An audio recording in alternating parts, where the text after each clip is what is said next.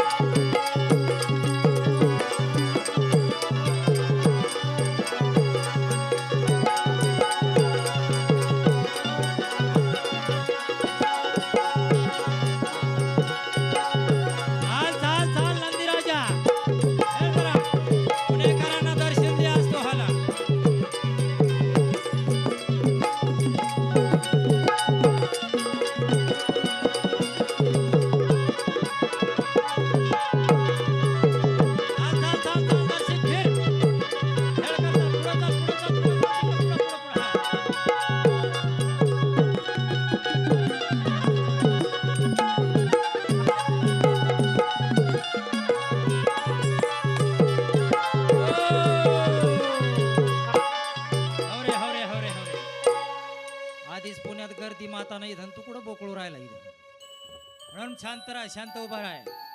हा नंदी काय कुठल्या बाजारून विकत आणला नाही बरं, आणि हा कुठल्या शेतकऱ्याच्या दावणीतून सुद्धा सोडून आणला नाही. हा नंदी राजा कुठून आला, कशासाठी आला? हा 10 अवताराचं कार्य करून हा नंदी दिंडीरवनात मुक्कामाला आलेला आहे. पण आज पुणे शहरामध्ये कशासाठी आला बरं? कशासाठी आला? कसा आला? आता हा नंदी काही साधा सुद्धा नाही. हा नंदीला सगळं कळतो. काय कळतं? जरा ऐका नंदी काय सांगतो. हे महादेवाचं नंदी आला हो, सदाशिवाचा नंदी आला. महादेवाचा नंदी आला हो, सदाशिवाचा नंदी आला. महादेवाचा नंदी आला हो, सदाशिवाचा नंदी आला. हे महादेवाचा नंदी आला, महादेवाचा नंदी आला. सदाशिवाचा नंदी आला, सदाशिवाचा नंदी आला. हे महादेवाचा नंदी आला हो, सदाशिवाचा. महादेवाचा नंदी आला हो, सदाशिवाचा नंदी आला. महादेवाचा नंदी आला हो, सदाशिवाचा नंदी आला. आता ह्या नंदीराजाला काय कळतं बघा. तुमच्या शहरात आला, एक काम करा, आता सगळ्याचा नंबरशीर सगळ्यांनी प्रश्न विचारायचे, सगळ्याच्या प्रश्नाचं उत्तर नंदीराजा देणार आहे बरं का. सगळ्यांनी नंबरशीर यायचं. याला सगळं कळतं बरं. काय काय काय कळतो? काय काय कळतं तुम्हाला सांगतो. एखादी सुनबाई जर आपल्या सासूला त्रास देत असेल, बापरे, त्या सुनबाईला सुद्धा नंदी ओळखतो. असा खाली सोडला का बरं? सोडायचा का खाली? नाही म्हणते तिकडे, नाही म्हणते वरती. नाहीतर एखाद्या सासूबाई जर आपल्या सुनाला त्रास देत असेल, चोरून साखरीचा डबा, शेंगदाण्याचा डबा असा पेटीमध्ये कुलूप लावून त्या सासूबाईला सुद्धा नंदी ओळखतो. सोडायचा का? नाही म्हणते. नाही म्हणतो. नाही, काय झालं, मी काल परवा असाच खाली नंदी सोडला. बरं. नेमकं सासूबाई सुनबाईच भांडण लागलं. मी बंदच केला सोडायचं नंदी सोड, लोक भांडणं लावायचं. आता नंदी खाली येणार नाही, घाबरू नका. या नंदी राजाला, हा कलियुग आहे दादांनो, आणि कलियुगामध्ये माया, ममता, प्रेम, विश्वास सगळं काही पायदळी तुडवलं जातं. म्हणून काय कलियुगाचा उलटा वारा चालला. म्हणून आपण नंदीला विचारणार आहोत, दादा अरे या कलियुगामध्ये काय चाललं जरा सांगा आमच्या रसिक माझ्या. आता विचारू आपण नंदीला. हे नंदी राजा रे नंदी राजा, नंदी राजा, अरे नंदी राजा रे नंदी राजा. अरे नंदी राजा या कलियुगामध्ये दादा बापाचं ल्योक ऐकतो का रे नंदी राजा? नाही म्हणतो. नाही म्हणतो. नाही म्हणतो हो, बापाचं ल्योक ऐकतो. या कलियुगामध्ये नंदी राजा रे नंदी राजा, अरे सासूचं सून ऐकते का रे नंदी राजा? नाही म्हणतो. नाही म्हणतो. तिथं बसलेल्या सुनबाई सोडून, अरे नंदी राजा रे नंदी राजा, अरे या कलियुगामध्ये दादा, अरे बायकोचा नवरा ऐकतो का रे? हो म्हणतोय, होय म्हणतोय, होय म्हणतोय. आता बरं आहे का? घ्या, याला काय लग्न केलं का बायको काय म्हणते, याला काही संसार माहिती का? काहीच नाही. मग हा कस काय हा म्हणला? नाही पण थोडं कारण नंदीला सगळं कळतं कळतं. म्हणून तो म्हणतो.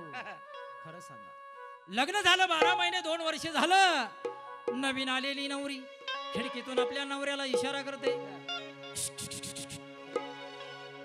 कानाला तोंड लावलं, put put put put put put put put. काय म्हणतो? तुम्ही सारं थेरडीच ऐकत्या, हम्म, मग ऐकत नाही. बर. मी कधी फोन बी केला तर माझ्या फोनवर जर तुम्ही बोलत नाही, असं. मग त्याने तुमच्याकडे पाहिलं की माझ्यावर तुम्ही डोळे वटरत्या. बर. आता मी त्या दिवशी सांगलं, हा फोन आला माझ्या आईचा, हा म्हणलं मा काय चाललं मम्मी? हा मम्मी म्हणली तू जेवण केलं का? हा म्हणलं तयार केलं पण जेवली नाही अजून. हा. मग ती थेरडी जेवली का? मी म्हणलं नाही, मी काही हा. तिला बोलणार नाही. बर. तिचा न मग 36चा आकडा.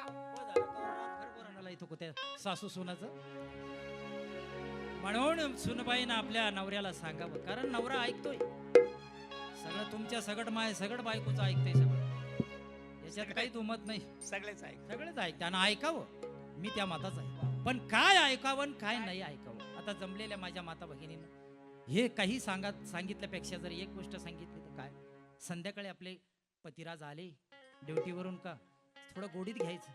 अहो मी काय म्हणते, पतिराज जरा जुने शब्द वापरायचे, या ना आज तुमच्यासाठी सुंदर गोड स्वयंपाक केला. मी काय म्हणते, अहो सासू सासरे कोणाचे नाही, आईबाप कोणाचे नाही, लेखसून कोणाचे नाही, जावा भावा कोणाचे नाही, मग कशाला मरमर करते? चला ना, अंगदान ध्येयदान महासंघ Rotary Club of North Pune, चला त्यांच्या ऑफिसमध्ये चला, ध्येयदानाचं नाव संकल्पपत्र भरून टाका एका परत.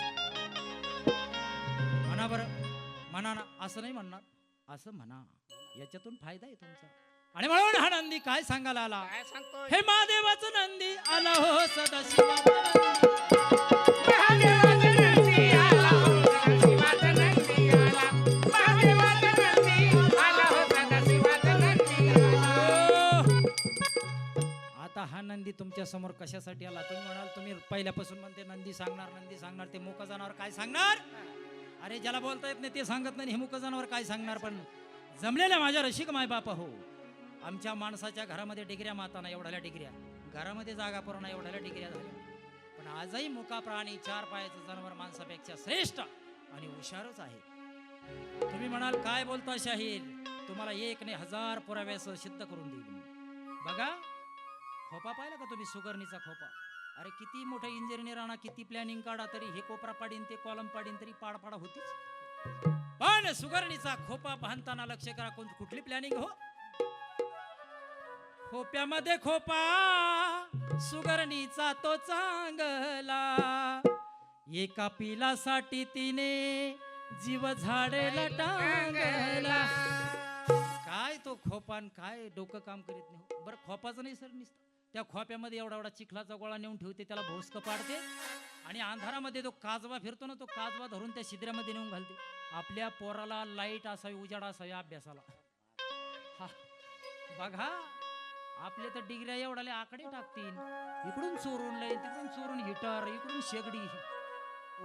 सौर ऊर्जेचा वापर करावा, अजून माणसांना आखली येईन आपल्या देशातली. लाईट कशी वाचली पाहिजे त्या पाखरापासून शिका. आणि चला पुढे अजून सांगतो, हवामान खात्यावर एवढा खर्च आहे शासनाचा, आता इथं कोणी असेल माफी मागतो. शासनाने त्या हवामान खात्यानं सगळे अंदाज सांगितलेच, असं कधी खरं होत नाही. आता कारण आम्हाला खेड्यातलेच.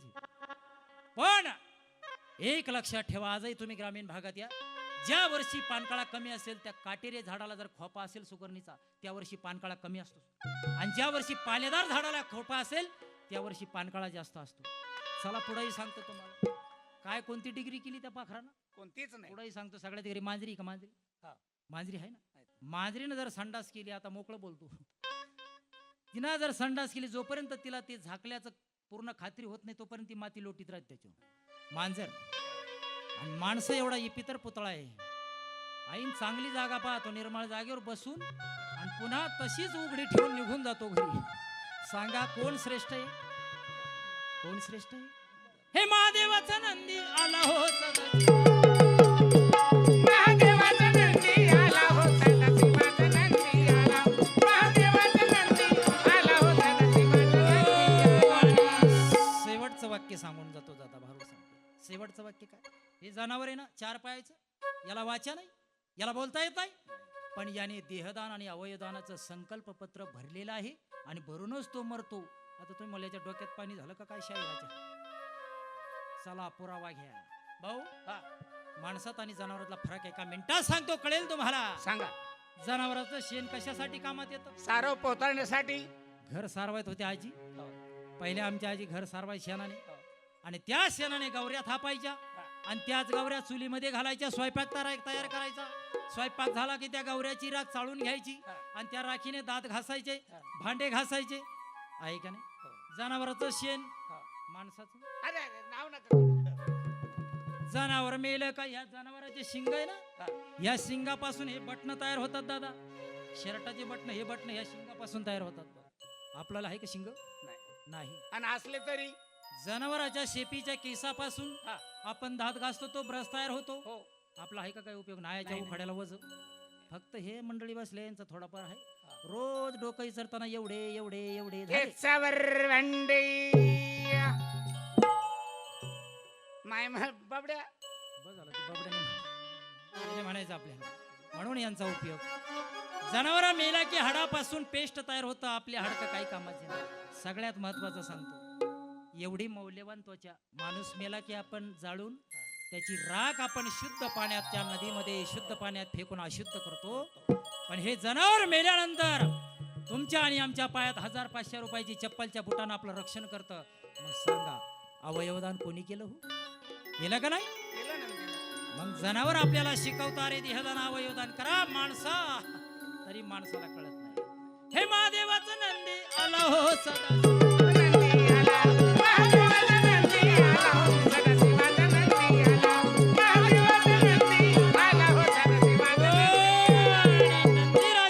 समोर बसण्याचं कारण दादा, महादेवाच्या मंदिरात तुम्ही दर्शनाला गेला, नंदी कुठं बसलेला आहे? महादेवाच्या समोर. महादेवाच्या समोर. आज तुमच्या समोर नंदी बसला. महादेव कोण? महादेव शब्दाचा अर्थ लक्षात घ्या. महा म्हणजे मोठा आणि देव म्हणजे देऊन टाकणारा. 18 पकड धान्याची निर्मिती करतो तो माझा शेतकरी. ज्वारी, बाजरी, उडीद, तूर, मूग, मटकी टाटा बिर्लाच्या कारखान्यात तयार होते. नाही नाही. अदानी अंबानीच्या कंपनीत तयार होते. नाही बरं. शेतकऱ्याचा घाम मातीत पडतो आणि मातीतून ते धान्य उगवतं. अशा 18 पकड धान्याची निर्मिती करणारा माझा शेतकरी बाप तो महादेव. आणि दुसरा महादेव सांगतो, हे जीवन जगून झाल्यावर, आयुष्य जगून झाल्यावर मरताना हे अवयव देऊन, दान देऊन मरतो तो एक महादेव. हे महादेवाचं नंदी आला हो सदा शिवा.